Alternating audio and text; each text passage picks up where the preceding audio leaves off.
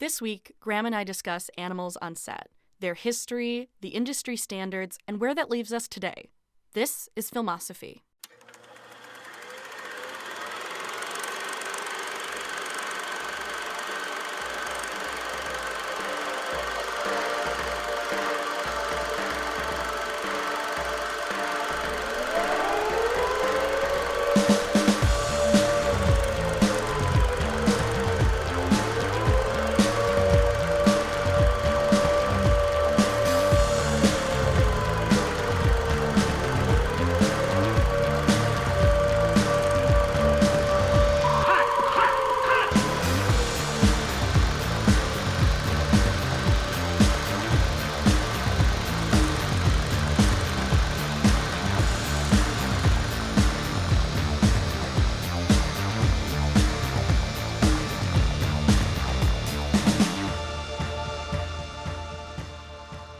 So I believe we've graduated from spooky season to activism season. Yeah.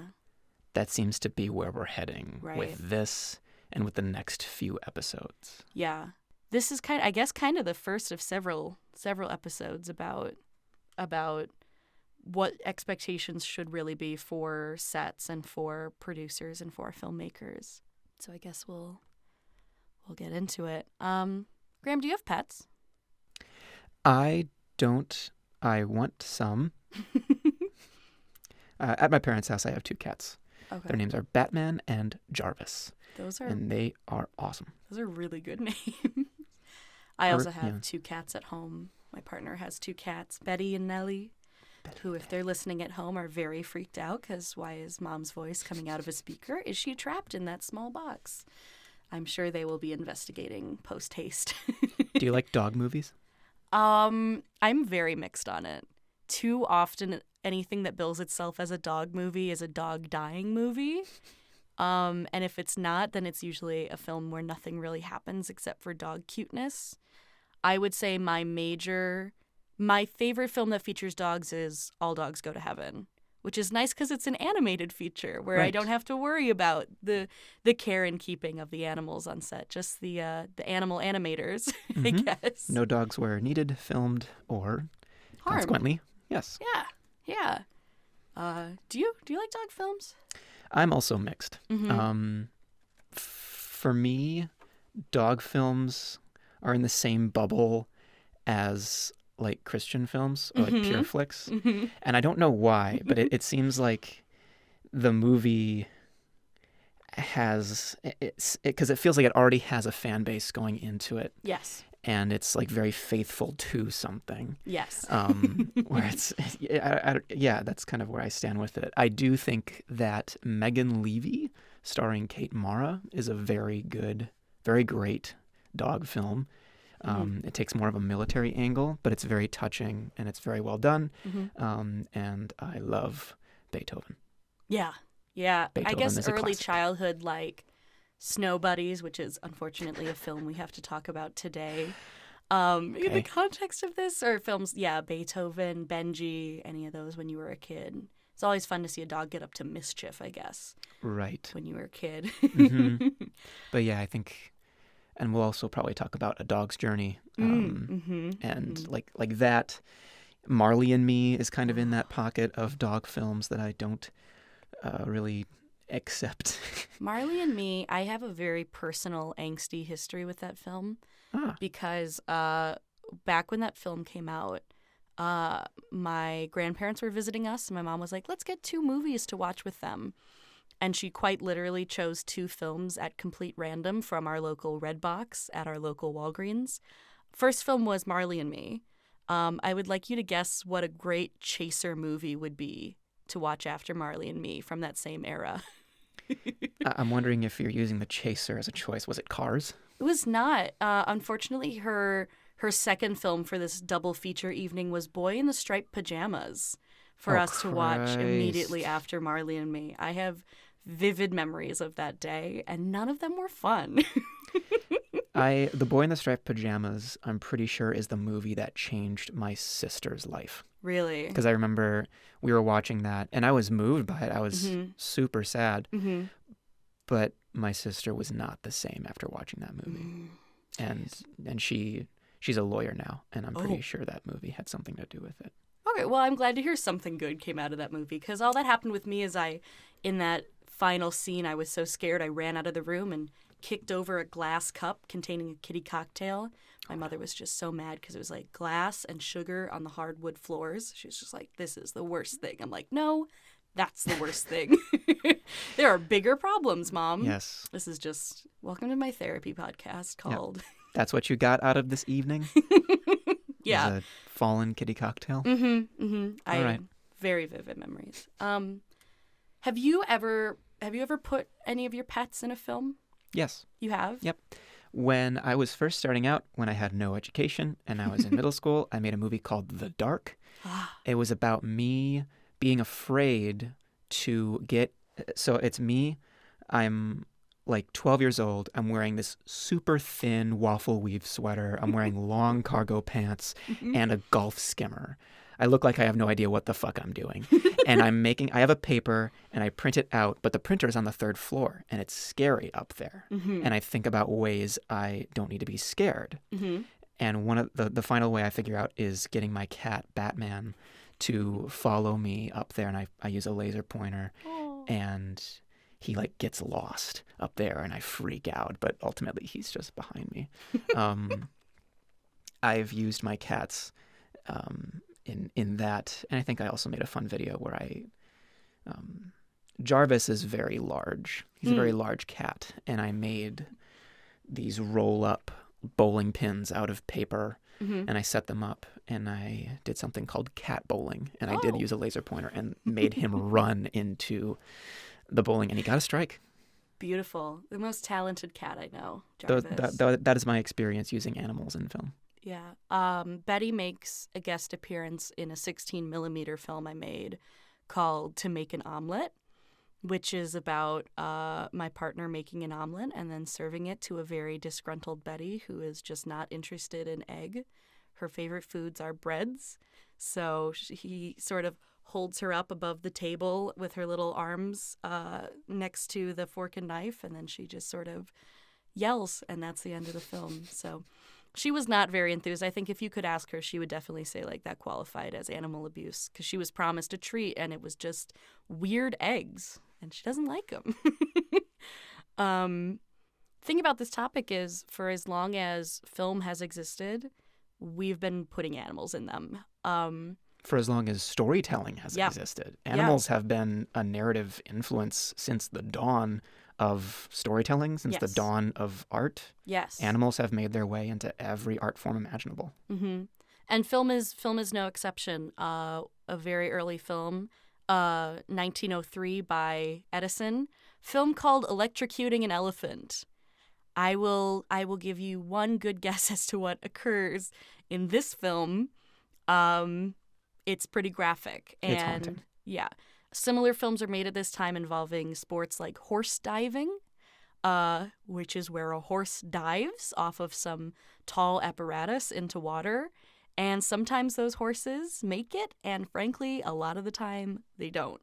And as we move into 1925, we have huge, you would call them like Napoleonic films, like Ben-Hur. Ben-Hur comes out in 1925. Oh, like epic films. Films where you have things like what we're going to talk about in this film, like chariot races. Do you want to guess the filming of Ben-Hur, the chariot race scene? Do you want to guess how many horses were killed in that scene? How many horses were killed in that scene? Yes.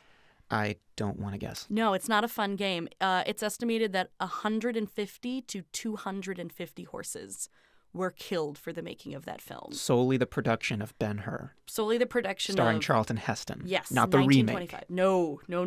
But the original Ben-Hur. The original. You have things like the chariot scene initially being filmed in Italy and horses being just absolutely destroyed there. And then those scenes getting back to producers in the U.S. and they decided they didn't like the look of them. Irregardless, that's not the word I want to use because people make fun of me, but regardless of the animal destruction, they're like, we just actually don't like the aesthetics of this. They choose to reshoot the chariot scene in the U.S. more horses are killed. The footage that was taken in Italy is basically never seen. So kind of distressing to think about in a way. This is an ethical question we'll get into later, that those horses were already kind of going to die for nothing if that footage had been used. Horses probably shouldn't die for your movie. I'll throw that out there. But then for it to get back to the U.S. and they're just like, yep, this isn't how we wanted it to be shot. We'll go again. Pretty shocking stuff.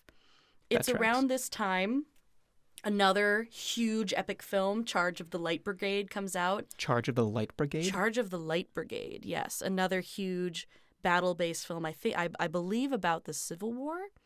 1936, 120 horses are tripped, intentionally tripped in these films using a device called the Flying W.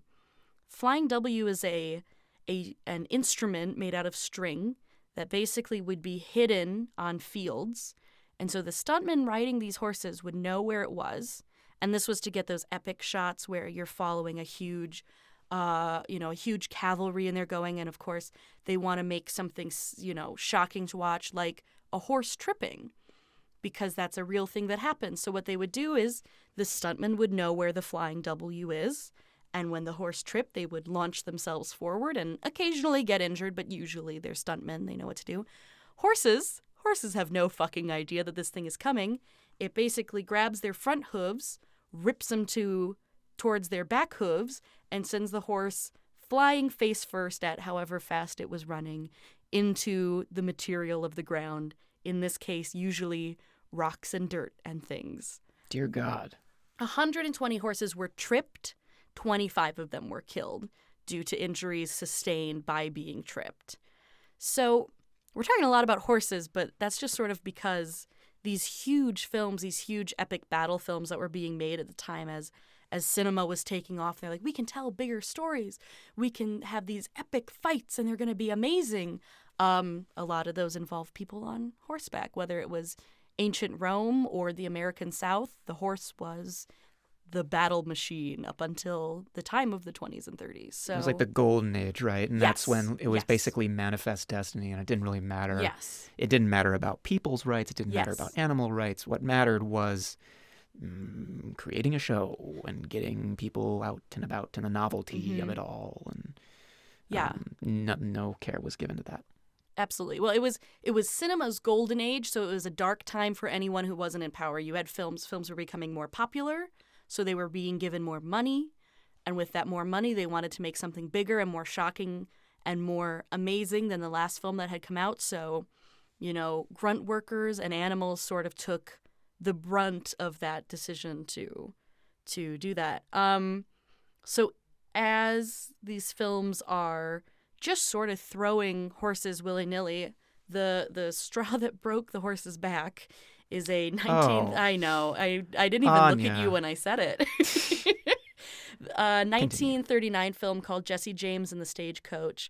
Somewhat harkening back to early horse films. A stunt rider rides a horse off a 70-foot cliff, and that horse breaks its back and has to be killed because it is, that's what happens when a horse breaks a leg or a back. There is very rare that rehabilitation is possible, and if it is, it's expensive, and these Hollywood producers did not care about paying for the rehabilitation of an animal. That fact is sort of what sets off the beginning of protests for animal rights in the U.S., and eventually an organization called the American Humane Association, who we're going to be talking about a lot, gets involved, and they are folded into a little thing known as the Motion Picture Production Code, or the Haze Code. Graham, are you familiar with the Haze Code? I often think that we're living in the Haze Code now. Right. I don't blame you. For those who aren't aware, Haze Code basically was a set of rules introduced in 1927 that sort of tried to list do's and don'ts and be carefuls, because previous to 27, film was the Wild West. There were very few regulations. You could kind of make whatever you want. And then people started to get upset and offended. And by people, I mean largely white straight men with Christian values who were like, wait a second, there are gays out in California doing stuff on movies? Knock it off. So to sort of read a few of the rules from the Haze Code, you can't show any sort of licentious or suggestive nudity. You cannot talk about sexual hygiene or venereal diseases. You can't ridicule the clergy. You cannot cause any willful offense to any nation, race, or creed, or any inference, of sex perversion. You also can't show any form of white slavery. Any other slavery is just fine. Other slavery. Go for it. Yes, but specifically, this film bans any showing of anything that looks like a white person being a slave. They made that one very clear. It's number 5. And so this relates to the start of the American Humane? Right. So American Humane exists previous to the Haze Code, but in the late 30s is when it is included into the Haze Code that if you are a film and you are going to have any animals on set, you have to have an animal safety officer from American Humane on your set.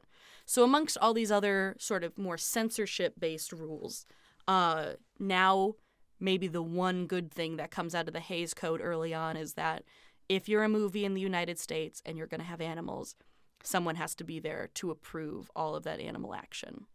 That's interesting, because that does sound like the one good thing in that set of rules. And you're like, okay, if you think about that, but you also feel like, showing slavery, as long as it's not a Caucasian person, that is a very interesting juxtaposition. Right. And it's interesting because the Haze Code is mostly censorship rules based around things that you can't show.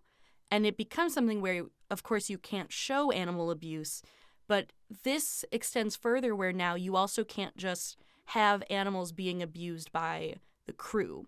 So not only does it ban, showing a horse getting shot, but now also if backstage behind the camera, animals are being treated with cruelty, that's also going to get you as a production in trouble with the Motion Picture Association. So it happens on and behind the screen. Right. Which is different than, for example, some of the other rules in the Haze Code are things like you cannot show rape or attempted rape. However, what's rampant behind the camera at this time and into the modern day is rape. However, there was no institution put on set for the protection of women or children or minority folks or anybody else. So it's very interesting where the decision for safety comes in. I'm happy it happens.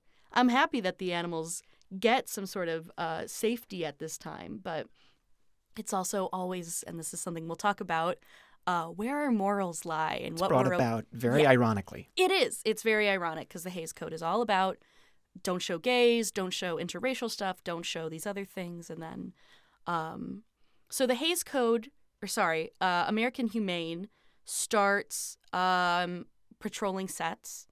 Basically, at this time, you see a huge decrease in animal abuse as far as we would consider it in the 30s and 40s. Animal abuse in films and on set goes down. The rate of death goes down. Overall, people are being far more careful with their animals. And then in 1966, the Haze Code ends. So now films can show all those things that I just talked about and more. They did. Oh, and they do. Oh, man. And they take it in stride. Those movies, they knew what was up. And we enter sort of a 20-year second dark ages for animals in film.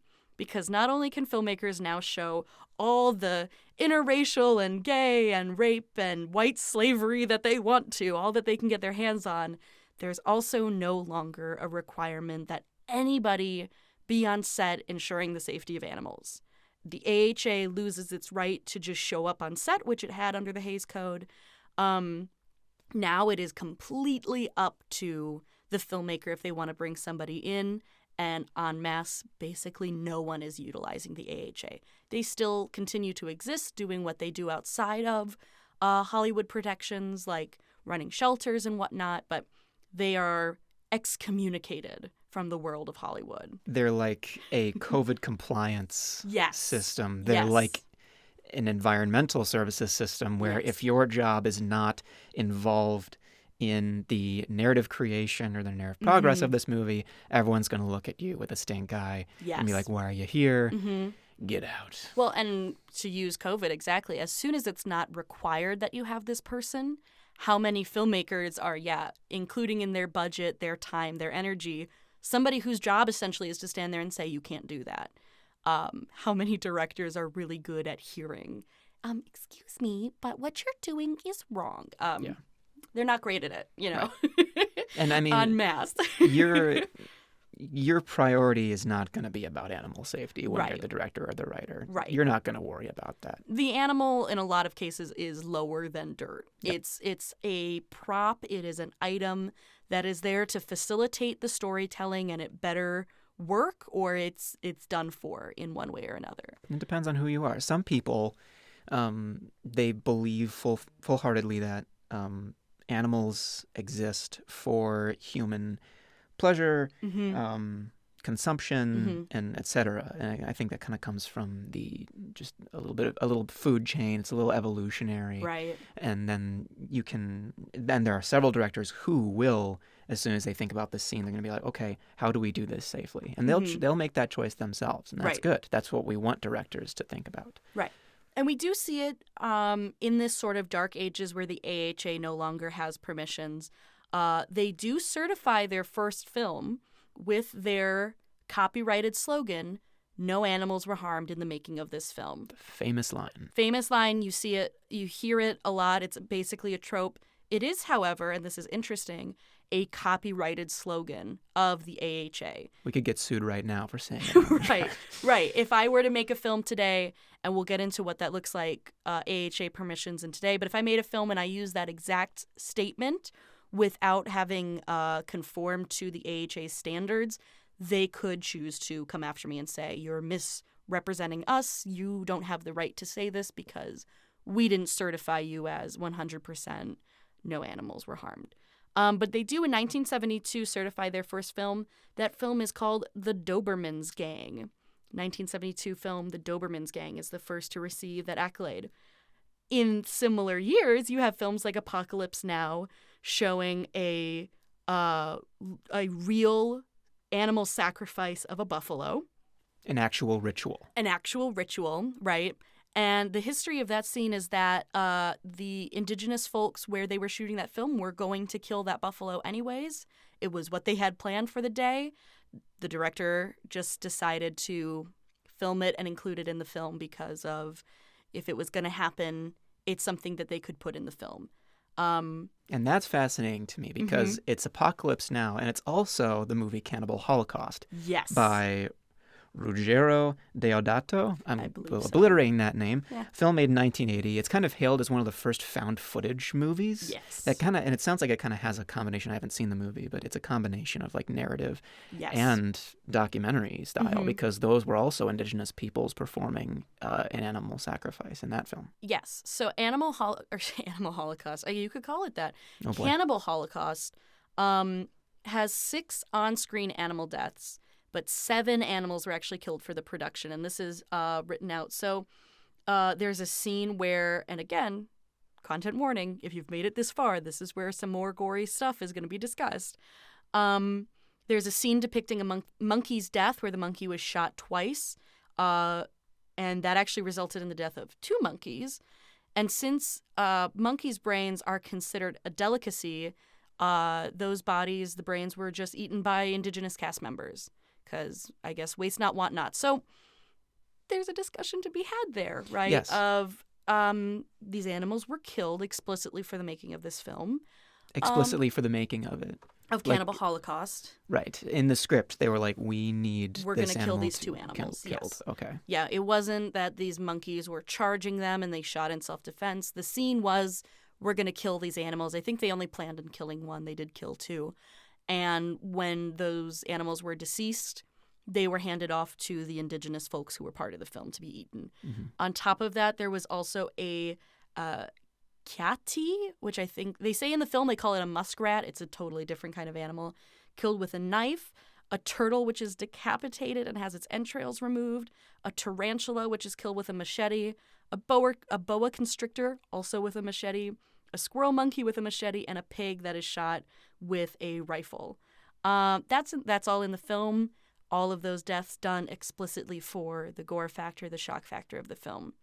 Cannibal Holocaust on its own is a very interesting sort of deep dive into the ethics of film because, of course, it is not a documentary, though it initially presented itself as one, a tactic that will be echoed several decades later by the film The Blair Witch Project. Yes, and throughout the horror genre. Genre. Wow, can I speak today? Throughout the horror genre, found footage films being presented to the public as legitimate as documentary, only for it later to be discovered. In the case of Cannibal Holocaust, the director is brought up on murder charges in Italy and has to then prove retroactively that no humans were actually killed in the making of the film. And once he proves that it was a narrative film and not a documentary, he is let off of the murder charges, but is then still charged, I think, for something called gratuity, which includes the fact, and this is in Italy, not in the U.S. system. He's charged basically for making something so grotesque that it should have never been presented to audiences whatsoever. He's brought on trial for murdering people, Yes. but not on trial for murdering animals. Yes, and it's sort of a catch-22 where in documentary you can show the death of animals. If you think of any Planet Earth type thing, the lion is always chasing the zebra. Mm-hmm. It's nature's way. Right, but in documentary you cannot show the murder of humans.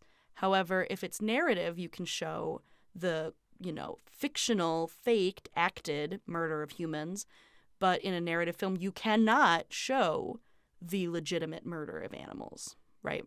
So these films, alongside let me find the year, I have to scroll back up, 1980 film called Heaven's Gate is what tips off the beginning of the second era. Are you familiar with Heaven's Gate? I've heard of it before, but remind me what it is. So Heaven's Gate, it's important to say off the gate that this is not about the cult Heaven's Gate, which I think they come to their end in the 90s. This film, however, is a 1980 Western directed by Michael Cimino. It stars Chris Christopherson, Christopher Walker, John Hurt, Sam Watterson, Isabel Huppert, Jeff Bridges, and Joseph Cotton. So a pretty decently huge cast for the time that it's being made. And it's loosely based on the Johnson County War and revolves around a dispute between land barons and European immigrants in the 1890s. This film, however, what brings it to notoriety and brings it to the forefront of animal rights activists is that this film shows cockfighting, horse tripping, real chicken deaths, and horses exploded by bombs. Actual horses Actual exploded real by live practical horses bombs. that were destroyed on camera, explicitly on camera for the sake of making the film with bombs. It also features, again, a trait of bad films that we've said now a few times is a stunt actor rides a horse off of a cliff into the water, and that horse does break its back, drown, and die. Stuntman is totally fine. This film becomes so notorious for animal abuse that crew working on the film begin placing anonymous calls to a woman named Carmelita Pope. Carmelita Pope is involved with our favorite animal rights group in this story, the American Humane Association. Crew are so shocked, so disgusted by what they're seeing on set that they are making anonymous calls reporting the extent of the abuse, and ushers in a second wave of protests, a second wave of people starting to really give a shit about these animals and making these calls anonymously behind, the creator's back while trying to keep their jobs. Yes. And so in an age where we don't have the Haze Code anymore, Carmelita Pope begins her activism towards trying to get a different kind of entity, a different kind of body to care about the deaths of these animals. And the way that they do it is it becomes a part of the SAG-AFTRA negotiations. So now, instead of just being any film made in the US, now any film being made under SAG-AFTRA regulations has to have an AHA certification. That's the initial agreement. So we can now sort of get into where that actually leaves us. SAG-AFTRA starts promoting the idea amongst their members that if you're going to have an animal in your film, you need to do all of this paperwork. I have read through this paperwork. It is extensive. It's all available on the AHA's website if you are a filmmaker who kind of wants to just read through it. And it has everything from protections for fish, protections for wildlife, protections for insects and bugs and reptiles, and a very, very extensive set of guidelines for the use of dead animals in film, which is interesting. And do you have to sign on all of those contracts or only the ones that apply to your production? My understanding is the ones that only apply to your production. Basically, you fill out paperwork through SAG-AFTRA about what you're going to have on set, and then the AHA has their paperwork that you have to read through about what you can and can't do. So, for example, some of these rules are if you bring bugs onto set, if you're going to bring in, let's say, a tub of 100 ladybugs and you're going to pour them on an actor, you have to ensure that when you leave that location, you have collected all of those bugs and they are back in your possession, and they cannot just be squished and killed. They also can't just be left behind, especially if they're an invasive or non-native species to the area. So if you bring in, I don't know, let's say monarch butterflies, which are protected, so you wouldn't be, but if you brought them to a place where they are non-native and you release them, you need to catch all of those butterflies, or you probably actually would just be barred from releasing them at all. I'm thinking of the scene in Candyman where those are real bees. Mm-hmm. There's a scene where I have not seen the actual movie, but I've seen clips, and it's a famous tale of where an actor actually had bees around his face, and her too. There's an actor and an actress, Mm-hmm. and all of them have actual bees on their faces, and one of the actors has bees in their mouths. Mm-hmm. There's all these bees going around. Yep. And the actor was paid $1,000 per sting. Wow. Yeah. And so all those bees would have to, if it were under this, Mm-hmm. Mm-hmm. I don't know if they were, but all those bees would have to return be safe. collected, have to be taken care of. And it's hazardous because those bees could go anywhere. Those ladybugs could go anywhere. Right. There's also a scene in Indiana Jones where an actor is covered in tarantulas. That film had a tarantula handler on it. Essentially, you have to take as much protection for a bug or a mouse as you do for a horse or an elephant. And all of these guidelines end with a phrase, basically like, care must be taken to ensure the protection of this animal. So even if a specific rule isn't put in these guidelines, at the end they sort of cover their butts overall and say, if we feel that care wasn't taken, you're going to receive a lower rating. And there are 6 ratings that you can receive from the AHA. The first is if you do everything right and it's truthful that no animals were harmed or killed in the making of this film, you get an outstanding rating. That's Yay. number 1. You did it. You are the champion of animals. Outstanding. You can also get an acceptable, which is where it wasn't perfect, but you're still going to pass. So is that the rating that I would get if I had 100 ladybugs and I lost one? I would think so. If it became known to that animal safety officer that you lost one, I think that would probably be the way they would do it if they were being very by the book. You can also get special circumstances, and this is one of the ethical questions we're going to talk about is... This is the third rating? This is the third rating. If the AHA doesn't have enough animal officers available, they don't have the right to stop you from filming. So what they have to do instead is unless they hear differently from someone like the people who are making the anonymous calls on the set of Heaven's Gate, will certify films as acceptable without having ever set foot on set, without having ever actually monitored the animal action and the animal treatment. They'll just take your word for it. Exactly. Because, as we'll talk about, the AHA, not a government organization, not a for-profit organization. It is a charity. And it's ranked very highly on Charity Finder as being a reputable charity, but at the end of the day, they only have so many people. The fifth level is something called unauthorized, which is where a film straight up never talks to the AHA and just decides to use their tagline at the end of the film. Seriously? Seriously. A huge film that did this was The King's Speech. No shit. The King's Speech features corgis. I think there might also be horses in a scene somewhere. Probably. Starring Colin Firth. Very huge film. Straight up never brought animal officers or the AHA into the film, and just in the credits wrote, no animals were harmed in the making of this film. There are no allegations that animals were harmed in the making of that film, but they also just never got permission. There's other films that did this. District 9 is another film. Adam 222. There are tons of films, actually, that just straight up use that tagline without permission.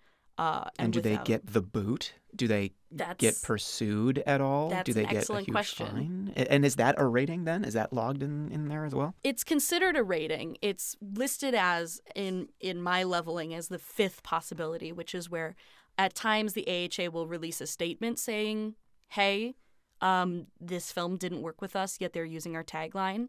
But again, being a charity, I couldn't really find a lot of evidence that they legally pursue productions using their tagline, or that there's really any sort of repercussions, because again, the only films that are required to step in line and do the paperwork and invite that officer to set are films being made that are SAG-AFTRA films.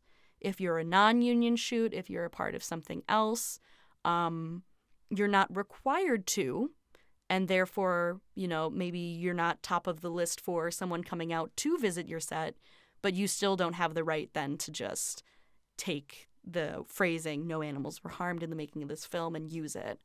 So that's sort of a weird zone. The final one is unacceptable. The AHA can go to your set and deem that you just fucked up so bad. There is a mid-tier, however, between authorized and unacceptable. A subsection? A subsection. An addendum? An addendum. Basically where something happened outside of your control despite your best efforts, but it would be lying to say that no animals were harmed in the making of this film. One example of this is the film Flicka. Did you ever see Flicka? I know of Flicka. I haven't seen it, but I know of Flicka. It's a horse film. Mm-hmm. Basically, despite the crew and the animal officer's best efforts, a horse stumbles and breaks their leg. Instead of saying no animals were harmed in the making of this film, they say, what they put instead is, the AHA supervised all animal action on this film. Which is true. It's true. It's more true than no animals being harmed. And it does look good. Yes. Because to the untrained eye, what is the difference between those two statements, right? Mm-hmm. The difference is that something, an animal, really did get hurt.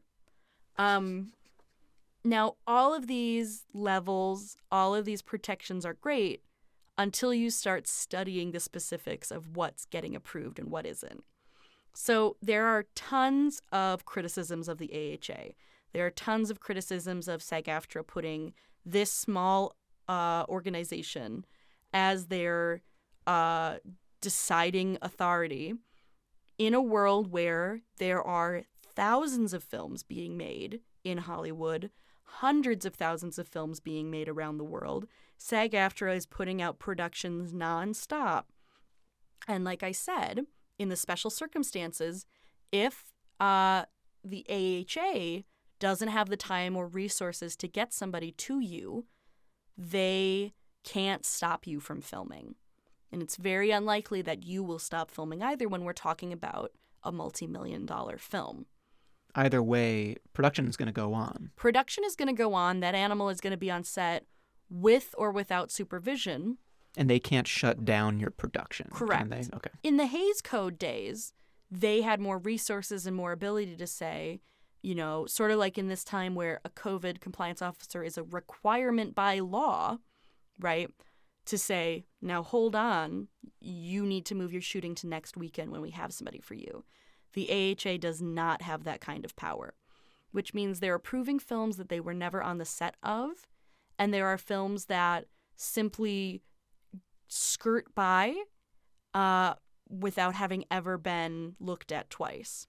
So that's where you start getting really, really uncomfortable situations, such as the film Milo and Otis, a film that came out, I think, like in the late 90s, early 2000s. At the end of that film, there is a phrase, "No animals were harmed in the making of this film." It is a well-known fact that multiple puppies and kittens died due to neglect on that set. Obliterate lie. I'm not sure obliterate is the right word. Yeah. Blatant. It's a blatant lie, because there were animals who were on that set explicitly for the making of that film who were hurt in the sense of being killed, who died, and yet it is approved. There's also films, like I brought up how many guidelines there are for fish. Fish have an extensive amount of guidelines, and yet when the film The Wolf of Wall Street was being made, that film is certified as being no animals were harmed in the making of this film, despite Jonah Hill having to take a real living goldfish, put it in his mouth, pretend to swallow it. That fish was put in his mouth multiple times. The negotiation between the AHA officer and production was that he could only hold the fish for 3 seconds at a time. It sounds like they make up rules for every production. It sounds like there is a lot of leeway when someone like an AHA officer who knows they really don't have any power is speaking to someone like Martin Scorsese, Leonardo DiCaprio, Jonah Hill. Because the AHA has these standards saying fish can't even appear in a fish bowl for more than an hour. Fish actors need to be held in a real tank with oxygen and space. And then if they want to be put in a bowl, they have to be acclimatized for a full hour. They can only be kept in the bowl for an hour. Then they have to be removed and reacclimatized to their real tank. This is a multi-hour process where one shot with a fish, if it's fucked up, costs you an entire day of filming. But the AHA approves a fish being put multiple times in an actor's mouth. How are we, as ethical people, understanding the decisions being made by the body of AHA with such disparate instances of what is okay? And that's just with a fish. That's just with a fish. When we start to talk about any other variety of animal, it's impossible to measure that kind of stuff. Exactly. It's impossible to keep those rules consistent per production, because even for a nonprofit, it's Hollywood. Right. Money talks, baby. Of course. They are bribed. Mm-hmm. They are negotiated with people so they can get away with that kind of shit. And they're intimidated at times. Yep. Yeah. Well, they need to do it, because you're telling me that Jonah Hill can't put a fish in his mouth multiple times? Right. I am Martin Scorsese. Mm-hmm. You're telling me that I can't do this? Right. Yeah, that sucks. Or you're telling me that what I should do is spend the money to get a CGI fish and make it look like Jonah Hill ate it. Now, They could have done that. Which is what brings us sort of to the scale of differences in these films is on one end of animals on screen, you have films like Cannibal Holocaust, like Heaven's Gate, where animals are being explicitly destroyed for film.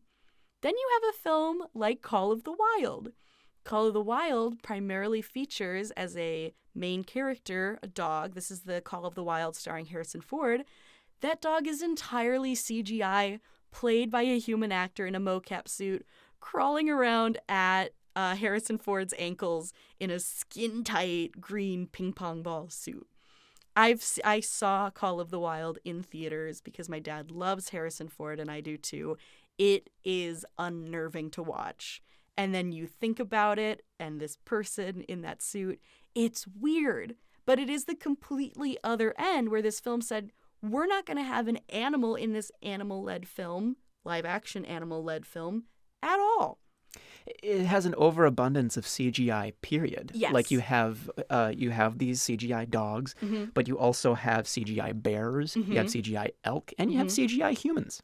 And CGI backgrounds. This film might as well have been listed as an animated film. Well, the director was Chris Sanders, who, with Dean DuBois, made Lilo and Stitch and How to Train Your Dragon. He's a creature guy. He also did The Croods. So any movie with like expressive animal sidekicks, this guy has probably done. And yeah, it probably could have just been an animated movie because that's his background. Right. So you sort of have these very, very different ends of things. And to talk about animal safety, similarly to the Wolf of Wall Street, you have things where in 2013, the American Humane Society is accused of not paying close enough attention to the filming of things like The Hobbit and Unexpected Journey, in which 27 animals died during production. That was in 2013. You also have films. That's surprising because I remember that it doesn't seem like they used any animals at all. Right, but for The Hobbit? Right, but the AHA also covers wildlife, which means that if you are filming in an area outside of the film. Correct. Let's say you're a SAG-AFTRA film, and you're saying we're gonna go film in these woods over here. This is the location. They can look into it and say, okay, but that area is known to have birds, squirrels, groundhogs, and this is something that really did happen. If your production crew mistakenly kills an animal, like is moving a production vehicle and strikes and kills an animal, that is still on you. That is something that you can get in trouble with SAG-AFTRA and with the AHA if you are working in production with them. So when they're saying The Hobbit killed 27 animals, it isn't necessarily that they brought in a dog or cat actor or a bird actor, but if the choices and the movement of the film led to the unneeded death of an animal, you are liable for that. You are in trouble for that. That is fascinating because so many other organizations can cash in on that. Absolutely. And we will talk about that when it comes to environment, which is, that's fascinating to talk about. I can just imagine being at like just some grumpy ass gaffer at the end of the day, just like rolling out, like finally it's the end. I can go home and have as many drinks as I want. And you roll over a squirrel, and it just so happens that a representative from the AHA comes over and is like, "You just ran over that squirrel. We're logging it." Like, you're fucking kidding me? Yeah. Wow. There are allegations from multiple films made in places like New York where production vehicles have crushed squirrels and chipmunks, and the AHA has gotten on their back. Or things like, you can make little traffic cones for the squirrels. It becomes so ridiculous and so absurd because you're looking at this where the AHA is approving what is explicitly abuse of animals that the narrative director is choosing to do, like the goldfish incident with Jonah Hill, but then is also saying something that is completely out of your control, which you already said is something you can approve, like the Flicka incident. Things like wildlife being, it's unfortunate, but wildlife being crushed by a production vehicle or an actor's foot or whatever it may be is unacceptable. It becomes such a tangled web of what the real point of having an animal officer there and what point the AHA is trying to get to, what their goal really is, that you have to ask, are any of these guidelines really helpful for the animals, possible for filmmakers, and acceptable to us as ethical people? Because then you also have things like the film Old Boy, the Korean film Old Boy, where an actor on screen eats a live octopus. They did that take 4 times. That is 4 live octopi killed for a scene. Approved. And please correct me if I'm wrong, that's something you can actually do in a Korean restaurant. That is correct, I think. Yeah. I think there are different sort of levels of freshness and that's seafood. And that's where I am. That's my grayest area. Is where is that line drawn between, if the movie wasn't happening, would this still be acceptable? Right. So with an octopus being eaten on screen, well, if I could eat that octopus outside of the screen, then wouldn't that be acceptable? Right. Or if there was a cultural ritual involving an animal sacrifice, that would have actually happened. Or specifically, this was something we encountered after the fact. This wasn't something we wrote in, but we decided to add. This is being counted as a violation. Right. And the AHA kind of tries to discuss this. They have guidelines for the use of dead animals in film. So if you, for example, want to have a scene where the carcass, let's use an example, a full carcass of a cow is on screen. So I'm not talking about a steak. We're never talking about meat for consumption in that way, but you want to have a farmer, they go out in the field and they find a cow dead.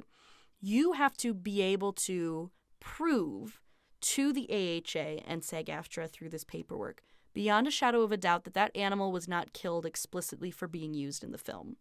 Basically, it is not, by their guidelines, permissible for you to walk out into a pasture and say, hey, farmer, I'll give you $1,000 if you shoot and kill that cow right there so that I can finish filming my movie right now, because we want that in the movie. However, how can you ever really prove that? Because what it tries to say in this paperwork basically is like businesses such as animal shelters, slaughterhouses, butchers, where animals were destroyed in the normal course of business operations and were not killed for use in the film production are fine. Sorry, say that one more time. You are allowed to solicit from animal shelters, slaughterhouses, and butchers where the animal was destroyed, killed, in the normal course of their business operations. You can get the body or the part, whatever it may be, from those organizations. Yes. Because theoretically, you are purchasing a byproduct from them that was already going to exist with or without your film, not that you went to someone and demanded or solicited the killing of an animal only for the film. I hate lawyers. I for many reasons I don't disagree with you. Because that shit is beyond me. Well, this is lawyer talk for how can we, on one end, protect our asses from people saying that we allow the killing of animals, and how can, on the other side, protect our asses from being accused of killing an animal for the film. Right. Because it sounds like I could get an animal killed on film. Yes. If I knew how to pull these AHA strings. Exactly. Well, and it's explicit right here. Right. Is you simply do not allow anyone to overhear your conversation with the proprietor of one of these businesses. And then it just so happens that exactly what you need, be it a goat, a cat, a cow, a giraffe, whatever it may be, its carcass becomes available to you. And you simply put in this paperwork, because that's all that there is paperwork, that no, they were always going to, it's completely circumstantial that they had what we needed at that time. And again, it's not something like that you could buy for consumption, like, a steak. This is things where you are becoming the owner of a body, half a body, a huge chunk of it, of an animal. There's truly protection only in the theoretical sense. This is security theater, where the paperwork says everything was clean cut, fine to go. But truthfully, the way to get around it is so easy, it's almost laughable that anyone's filling out this paperwork. It's almost laughable because the person who is conniving enough to demand the death of an animal for their film, it is very easy for that person to get around it. But when you have no resources to say, anytime you are going to a business like this to solicit a body part, you must take an animal advocacy officer with you. When you don't have the resources to demand that, all you are left with is sort of this feeling of, well, we made them do the paperwork. We made them feel that someone was watching what they were doing. And we didn't hear or see anything, so our hands are tied. Approved. No animals were harmed in the making of this film. So it really seems like when we see that on film, we can't actually guarantee that that's true. No. We can never take for granted, if they say no animals were harmed, that no animals were harmed. Depends on what you mean by harmed as well. Pinching can be harming. Yes. Or, even tapping can Yes. can be harming. Running into someone can be harming. Mm-hmm. That's just one small subsection, but we really can never tell. So Right. so what do we do? What do we do as makers, and what do we do as audience members to guarantee the safety of animals? Because that sounds like that's the number one priority here for a lot of people, is that animals need to be safe, and that is absolutely warranted because basically you're making a glorified art project. Right. Now you can totally make an argument that the sacrifice of an animal is art. And Well, Damien Hirst would tell you for sure that it is. Are you familiar with his work? No, who's Damien Hirst? Damien Hirst is a douchebag, first of all, but he will put things in like a carcass of a shark in resin in a museum. He's done a lot of art that involves dead animals, the carcasses of animals being split up and cast into some sort of clear resin or acrylic and put on display. So he would definitely tell you that the destruction of an animal is art. I don't know that I would, but he's certainly one who would be okay with it.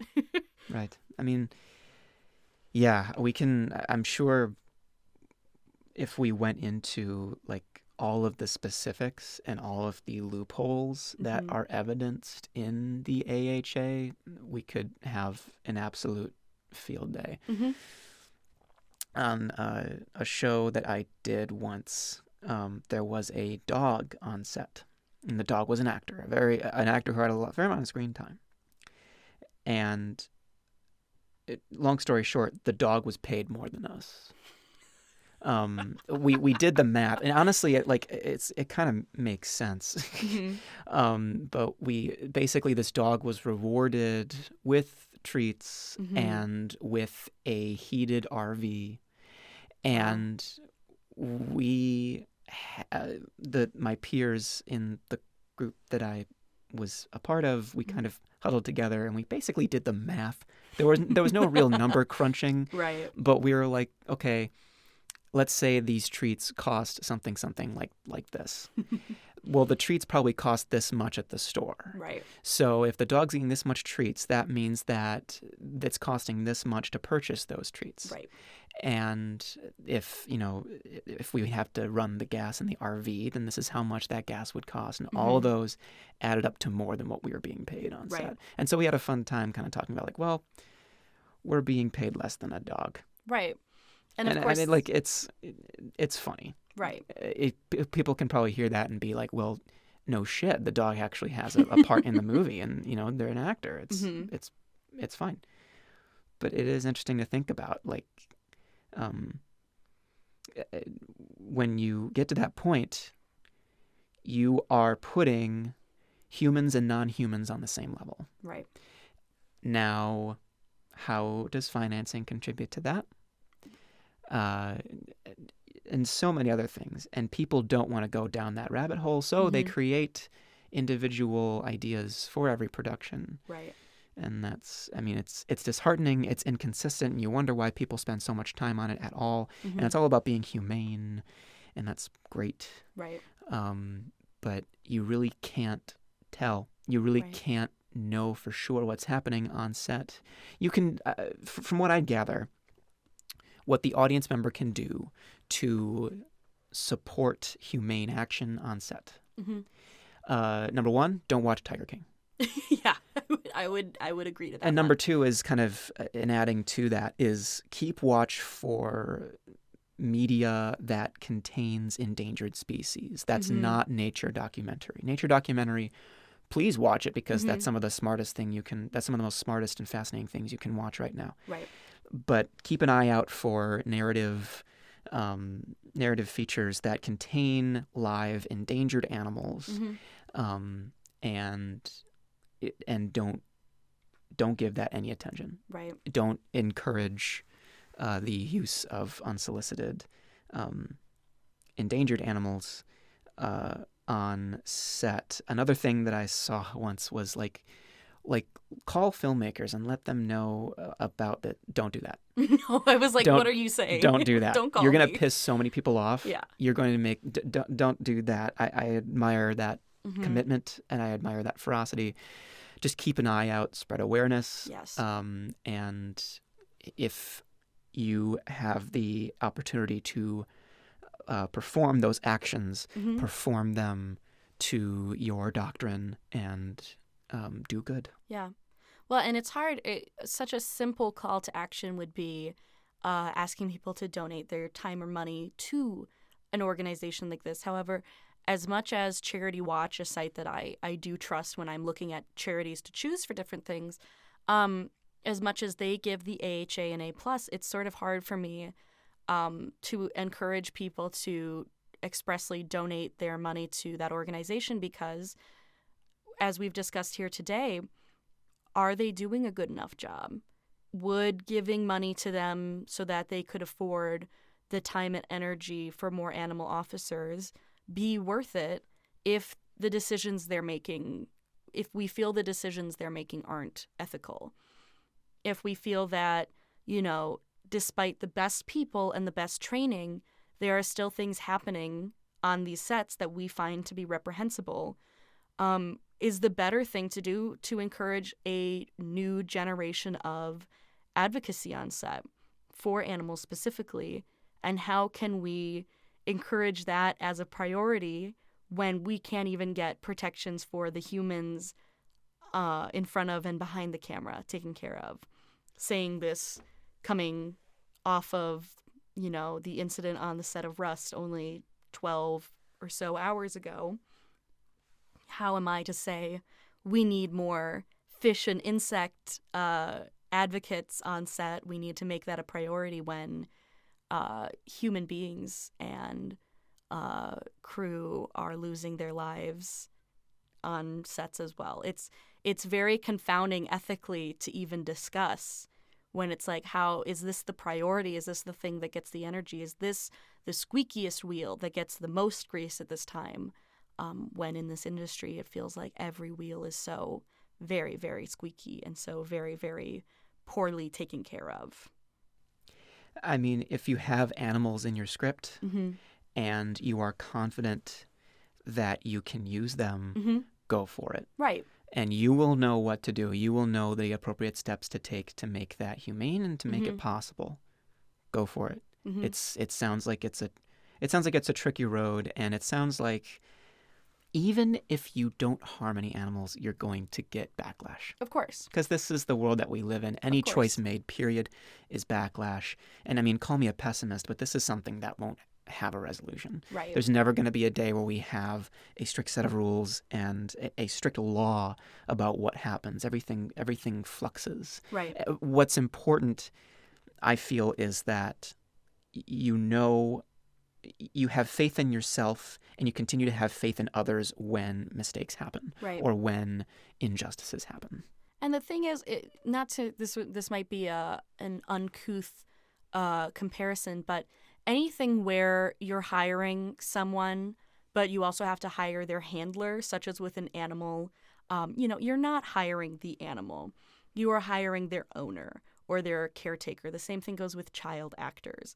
You may have the best intentions. You also have to remember that if that adult person is more invested in the financial gain of their, ward than they are of the protection of their child or animal, I will always recommend having someone who is on your side, someone who is part of your production, like a PA or someone whose job it is to observe that owner, caretaker, guardian, and the ward that they have, be it animal or child, who is reporting back to you that on the surface, this individual may seem totally cut, clean, and protective. If they are secretly performing some sort of abuse, you have someone who's reporting back to you. And maybe, character is the things we do when we think no one's watching. Maybe if the guardian feels that they are being watched by the production, they may be less likely to commit abuse on your set. Mm-hmm. Is that a long-term solution for the child or animal? Unfortunately, no, right? Because that PA is not going to go home with them. We don't allow PAs to do that. But you can at least hopefully rest more easy as a creator knowing you did everything in your power to... You were a good communicator and you were a good strategizer. Yeah, you were a good communicator, you were a good strategizer, and at least for that day, you ensured that that individual was safe in the production of your film. Mm-hmm. Because you can't have enough eyes on people on set. Things happen too quickly, they happen too secretly, and if you're a director and you're all over the place, or you're a producer, whoever you may be, you are not in every corner of your set every moment of the day. Yes, get someone who will be in that corner Right. for you. A Dog's Purpose is an excellent example of that. That's a film where footage came out almost 14 months after the incident occurred, where a seemingly distressed dog was being put into theatrical rapids that were like on a set. Being forced Forced into clearly water. showing they did not want to go in that water. Right. And everyone whose opinion would have mattered when they were contacted by press said, I wasn't on set that day. If you are someone and you are a creator, there are going to be times where you are not there. Don't let that be the time where something heinous happens. And 10 months, 10 years, whatever down the line, you are being equally accused as the abuser for not knowing. Put eyes in that room. If you see something, say something. And even if you don't see something, right. Say if you something. Hear something, put someone there who can hear and see something. Mm-hmm. And if you have someone who starts getting agitated saying, why are you observing me and my dog all the time? That's a time where maybe you need to cut your losses and rehire and recast at that point. Personally, I'm coming up towards making a film that involves a dead animal. I will not be using a real dead animal. It's a film about a child mourning the loss of their hamster. That hamster will be played by a child's stuffed animal. I will not be delving anywhere near the world of living or deceased real animals. Yeah. I will be ordering a Webkins off of the Right. internet. And, Or like go to the grocery store, get some cotton balls and some ground chuck. Exactly. And you'll be fine. Exactly. And I think we did one time there was like this animal carcass. It was just it was shredded. You couldn't tell what animal it was. Mm-hmm. But basically it was just like a variety of meats and some fake blood poured on it. It Yep. looked great on camera. Yep. Get creative. And it was done without any questions asked. 9 times out of 10, you as a creator, you probably don't actually need to bring in a real living or dead animal. Get creative. Take a weekend, go on Pinterest, figure it out, and save yourself and an animal some stress. One more thing, kind of dialing back. So anything that results from production causing the harm of animals, that's fine. What about food? What if there is soup that has chicken in it? Yep. Does that piss AHA off? Is that going to get us in some water? So they are not involved in anything involving the consumption of animal. Okay. It so isn't- if I shoot this horse on camera but then eat it, it's okay? Well, that's an excellent question, right? Because we have the scene in Old Boy where there are 4 octopi who are destroyed in the creation.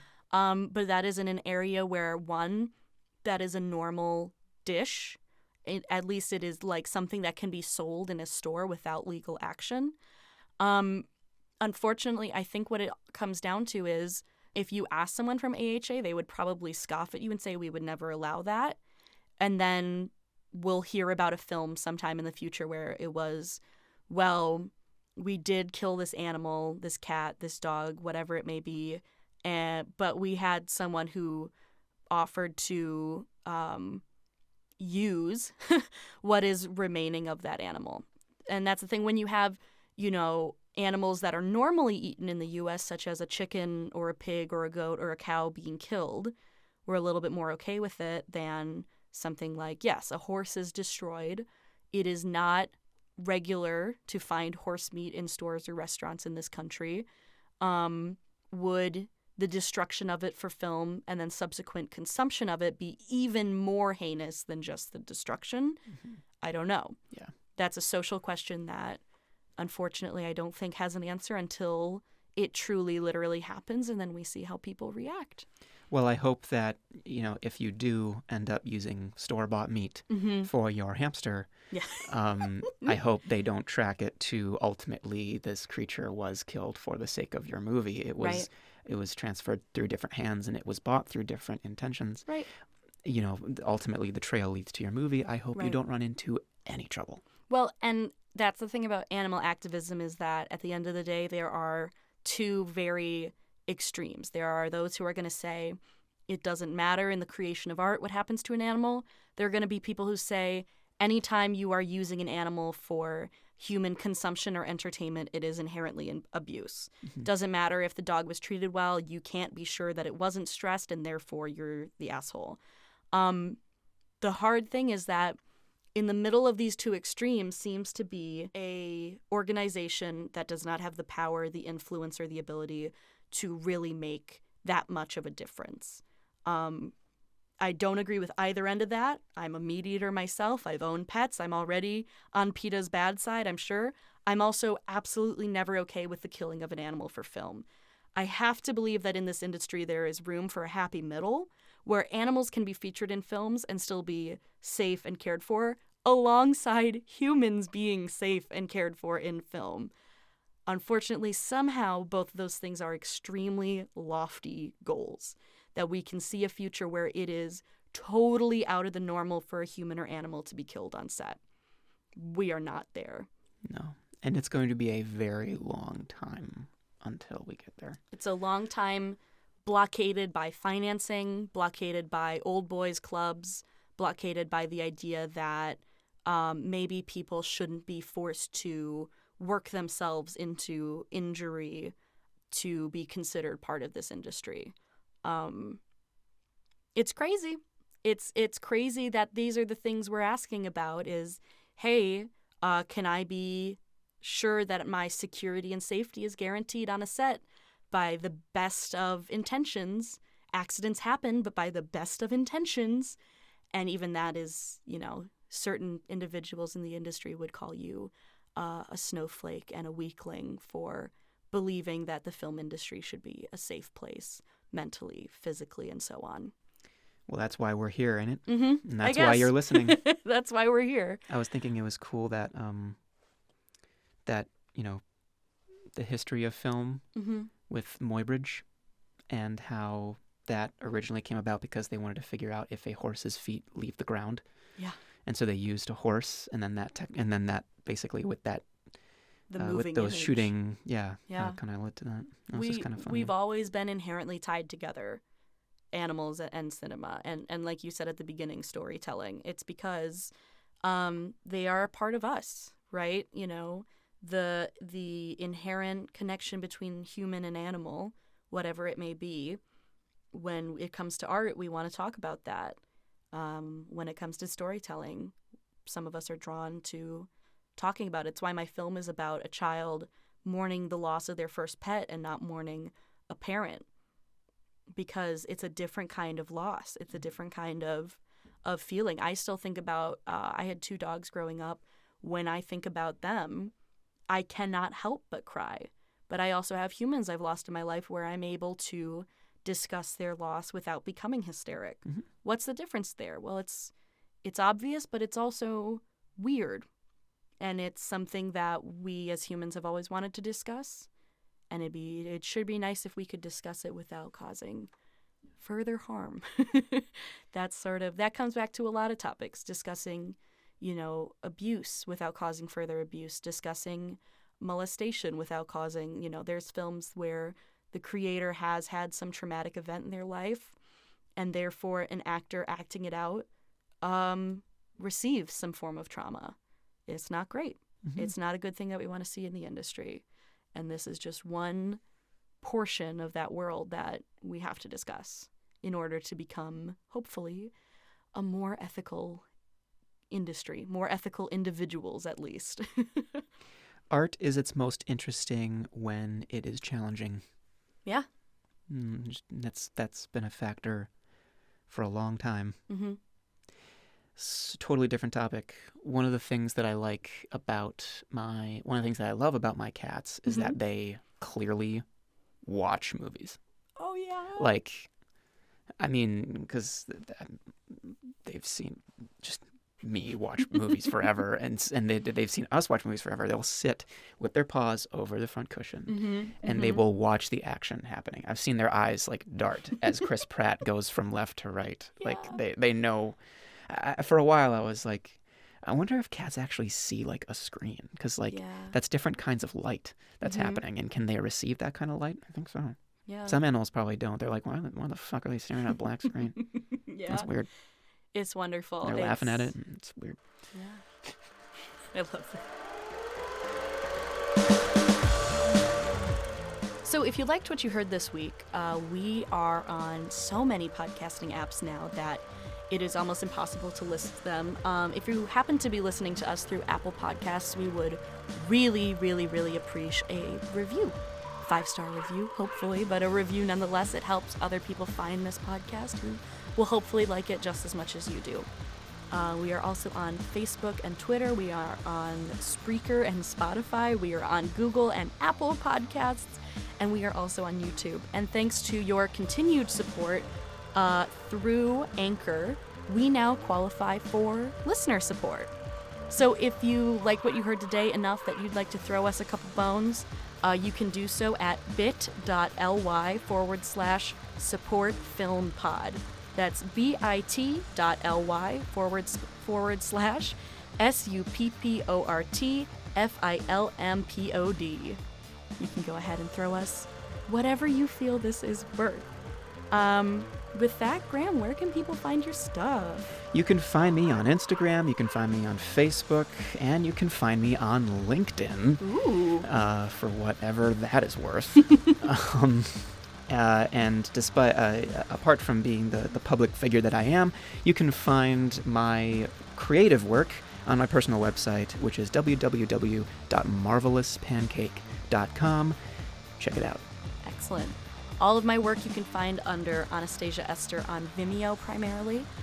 You can also find my film, Be Kind to the Spirit, streaming on Pause TV. No shit. Yeah. My film has been picked up by a streaming service, and by the time that this is airing, hopefully, you will be able to rent it, and I get to make some money. Ching, ching, ching, ching. So, congratulations. Thank you. That's paus.tv.